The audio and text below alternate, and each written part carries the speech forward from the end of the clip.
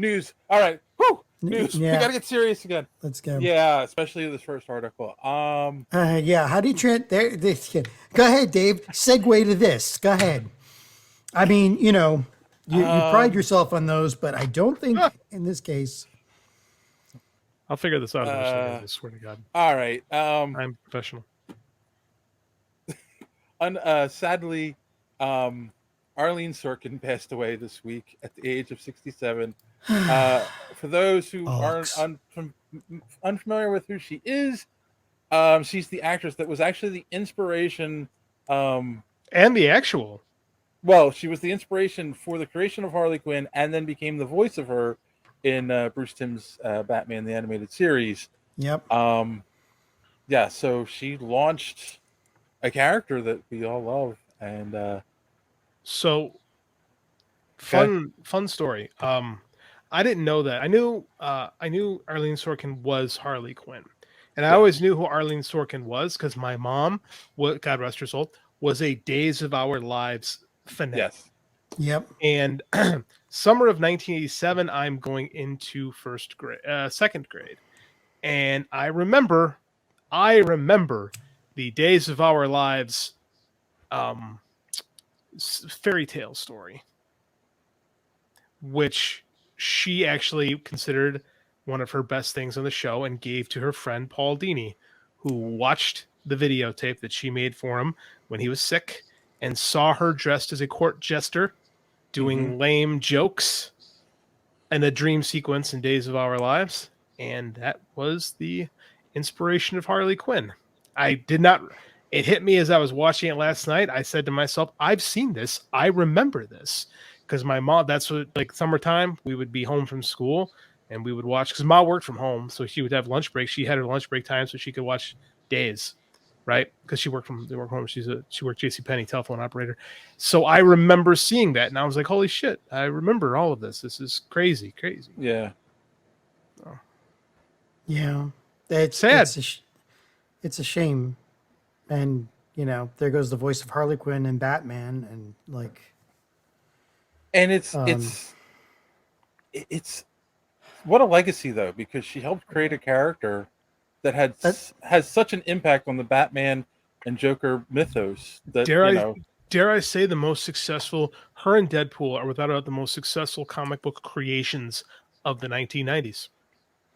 Yes. And any comic book convention you go to, or anime convention, or wherever, anyone you go to, you're going to see one of two costumes. You're going to see Deadpool, and you're going to see Harley Quinn.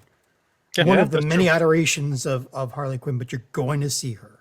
Do you see Harley Quinn in lots of places? Right, Randy? You know what I'm talking about. Oh my God. Sorry, John. What's sad? The real sad about she was only 67. Like that's not. Yeah, that's not very young. That's the same age my father was. Really? So yeah. Oh, sorry to hear that, Dave. I don't know, man. This is. I also did not realize she was married to Christopher Lloyd. I had no idea about that until I saw. Oh, I didn't know that either. Yeah. I had no clue. That's really feel really bad for him, man, because he married young and she's no longer with us. Now, I missed it. Had she been battling something for a while? That's a good question. It didn't say. Yeah. And you know what? In this case, it's. I don't really care what it was. A lot of these actors, they don't really tell you. Yeah. Cause of death was not disclosed. Yeah. Yeah.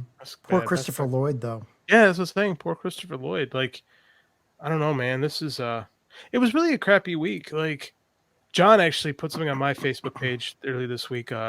Terry Funk passed away, and that was if you're a pro wrestling fan, Terry Funk's probably the greatest professional wrestler ever. If you like the whole gamut of pro wrestling, and I figure if they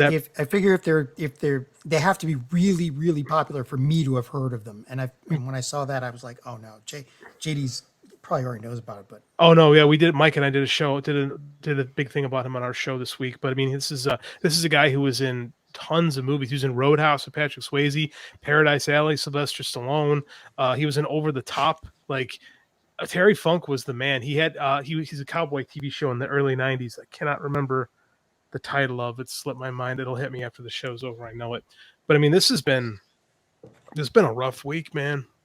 Marcellus says, I was always ashamed to admit that I knew Arleen Sorkin from Days of Our Lives. So thanks, JD, for bringing that up. Hey, man, I hold Days of Our Lives in the very high esteem because I loved my mom, and she absolutely loved it. And it actually taught me a lot about serialized storytelling, right? Because, I mean, it never failed. Like, from the time I was 5 was when I think that's when I started being conscious of her watching this stuff, till I graduated high school. Every summer we'd spend time watching Days. And when I was in high school, like after football practice, we'd have some of my friends at the house and we would hang out with my mom and watch Days of Our Lives, and that was every summer growing up. So fun memories. Oh, huge dork. I'm on this show, man. I'm on a show called Superhero Speak. I lost my cool credibility long ago, if I ever had it. You did gain a geek card, though. So thank you. Trade-offs. You try to balance it out by doing a wrestling show, but I don't think that works. Oh, wrestling isn't cool either. I am such a nerd. Like, no problem. All right. So rest in peace. That's all I can say. Mm-hmm. Thanks for watching this clip from the Superhero Speak podcast. And don't forget to watch us live every Sunday night right here on this channel. While you're here, hit the subscribe button and click the bell for notifications so you won't miss out on any of our great upcoming content. Speaking of content, don't forget to check out our website, superheroespeak.com, where you can find the podcast, links to our social media, merch, comic reviews, and so much more. That's superheroespeak.com. Thanks for watching, and don't let your cape be caught in the door. See you next time.